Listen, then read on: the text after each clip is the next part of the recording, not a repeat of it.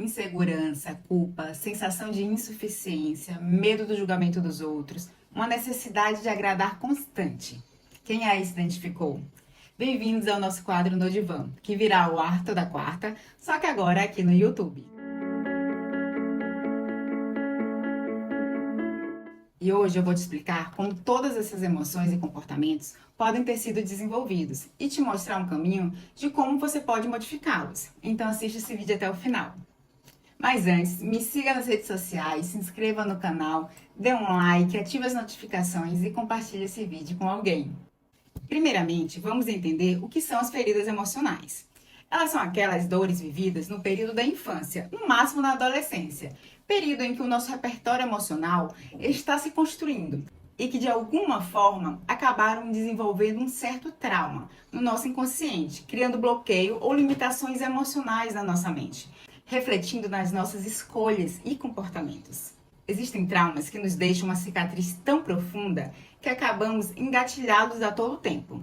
Mas como assim, Ana? Não entendi a ligação com o que eu estou sentindo com o que você falou. Te explico. Muitos padrões de reatividade, sentimentos, comportamentos que não gostamos, que estão presentes na nossa vida adulta e que achamos que são consequências de alguma situação que está acontecendo agora, na verdade foram originados no passado e não foram tratadas. Com isso, as situações de agora são apenas gatilhos e te fazem reviver esse sentimento. Quer ver um exemplo bem prático? Se um colega seu de trabalho, que exerce a mesma função que a sua, te chamar de burro, o que você acharia?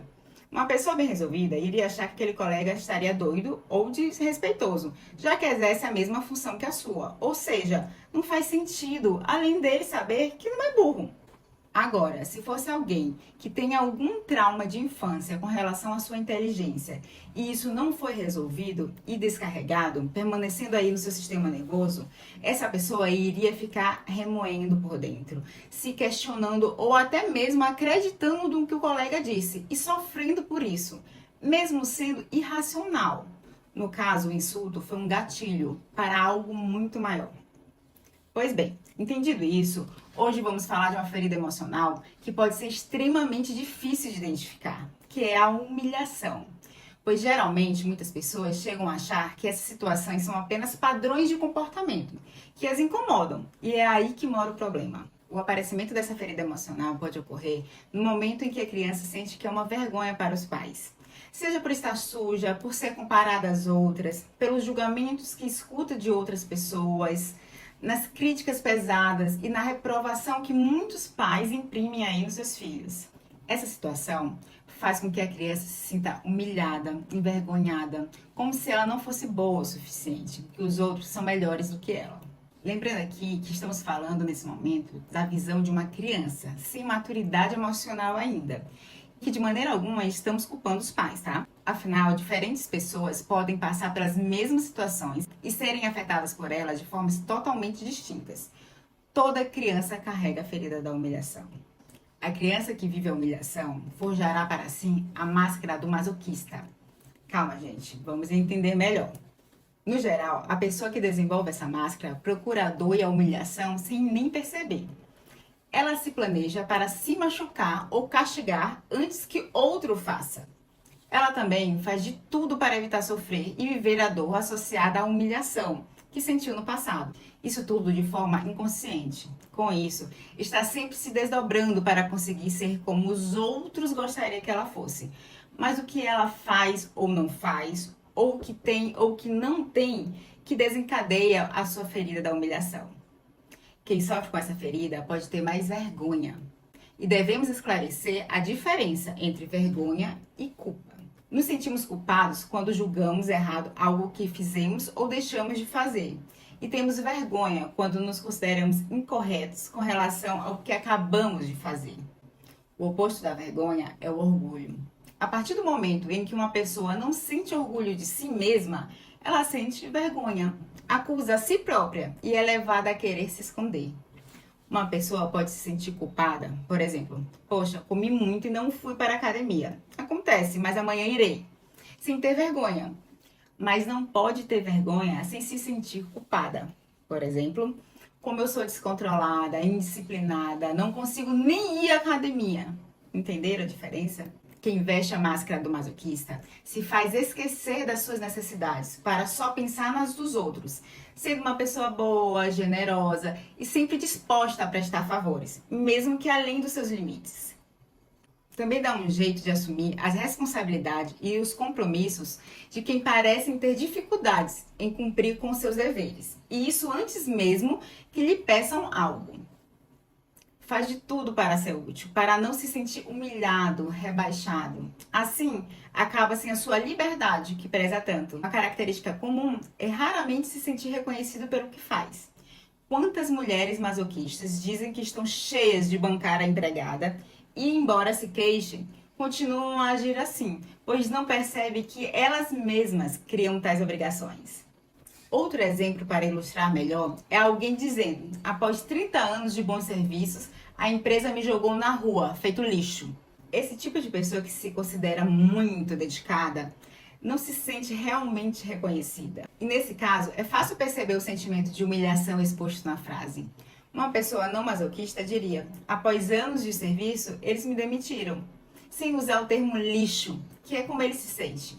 Lembra do precisar ser validado?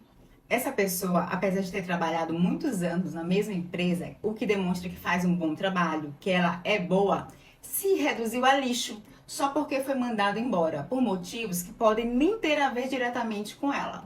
Ou seja, ela não sabe ou sente o seu valor de verdade.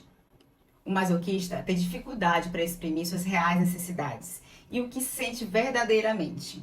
Desde jovem, evita falar, com medo de se envergonhar ou causar vergonha a alguém. Aquele que sofre de humilhação alimenta sua ferida todas as vezes que se rebaixa, que se compara aos outros, que se diminui, que se acusa de ser gordo, de não conseguir fazer as coisas direito, de não ser bom. Se estressa assumindo as responsabilidades alheias, o que te tira a liberdade e o impede de reservar o tempo para si. Alguém aí está se identificando até agora? O início da cura é se tornar mais consciente da sua ferida da humilhação. O masoquista deve compreender a que ponto tem vergonha de si mesmo ou das outras pessoas. Além disso, deve reconhecer todas as ocasiões em que se humilhou ou se considerou indigno. É importante também entrar em um processo de autorresgate e dar a si mesmo o que não recebeu quando era criança. Quando você se responsabiliza por cuidar de suas dores, você dá à sua criança interior o que eventualmente não recebeu. Seja validação, aceitação, confiança, proteção ou encorajamento. Quando ensinamos a nossa criança interna a lidar com a frustração, a tristeza ou o medo, isso reflete no adulto que somos hoje. Lembre-se de que a principal causa de uma ferida é a incapacidade de perdoar, o que impomos a nós mesmos ou aos outros. É difícil nos perdoar também, pois em geral não temos consciência de que nos autossabotamos. Com isso, comece a validar os seus sentimentos e emoções, em vez de julgá-los, haja como um adulto que é. Se permita sentir o que está sentindo, simples assim. Não importa se é ridículo, intenso ou desagradável, lembre-se, sentir não é o problema. O problema é a nossa relação com as nossas emoções e aquilo que fazemos com elas.